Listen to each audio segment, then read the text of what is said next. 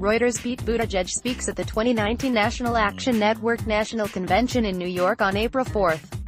Pete Buttigieg took a dig at fellow 2020 candidate Sen. Bernie Sanders supporters, the Washington Examiner reports, drawing parallels between them and fans of President Donald Trump during a campaign stop in New Hampshire. The South Bend, Indiana mayor told high school Democrats in Nashua, New Hampshire,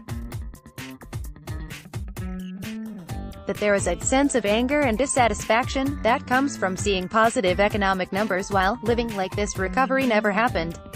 That feeling turns you against the system in general, and then you're more likely to want to vote to blow up the system, which could lead you to somebody like Bernie, and it could lead you to somebody like Trump. Rep. R. O'Connor of California, a co-chairman of Sanders' 2020 campaign, called Buttigieg's comments intellectually dishonest. Come on it, Pete Buttigieg. It is intellectually dishonest to compare Bernie to Trump. Bernie is for giving people healthcare, education, childcare. He wants to blow up credentialed elitism, those who reject tuition-free college for all.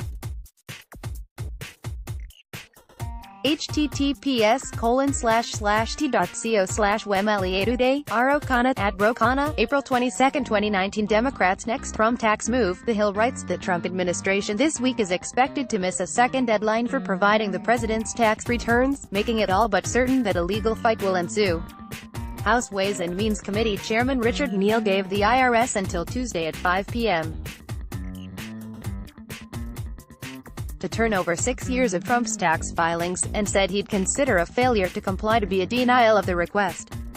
Some Democrats, writes The Hill, say their next move will likely involve issuing a subpoena for the documents. Administration officials have said the president won't turn over his returns, meaning a subpoena standoff would shift the battleground into the courts. O'Rourke advisor leaves. BuzzFeed reports a top advisor to Beto O'Rourke, Becky Bond, has split with his campaign. Bond, a longtime progressive activist and organizer known for her work on O'Rourke's 2018 Senate bid against Republican Ted Cruz, left the campaign along with her deputy Zach Mallitz. In a statement about her and Mallitz's departure to BuzzFeed News, Bond said it was time for us to move on to other challenges.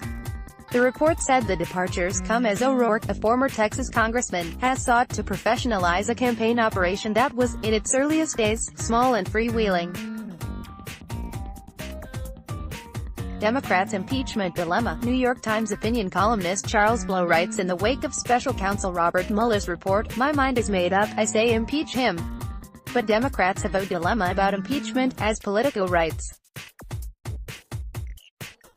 Practically, there's next to zero chance Congress will be able to remove President Donald Trump from office, says a piece in Politico's Playbook.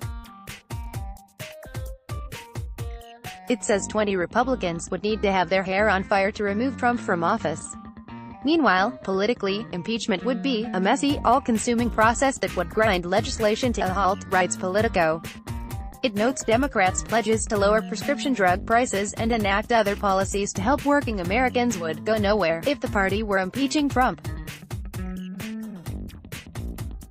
Also see, Warren becomes first 2020 presidential candidate to call for Trump impeachment. Let's block ads. Why?